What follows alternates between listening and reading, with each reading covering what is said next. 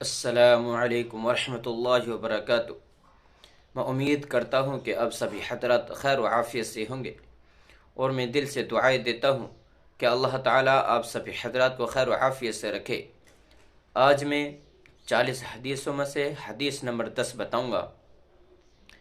ماں کے رتبے کے لیے فرمایا رسول اللہ صلی اللہ علیہ وسلم نے، الجنت تحت اقدام الامہات، ماں کے قدموں کے نیچے جنت ہے، اس لیے ماں سے محبت کریں، ان سے ناراض نہ ہوں اور ان سے لڑائی جھگڑے نہ کریں۔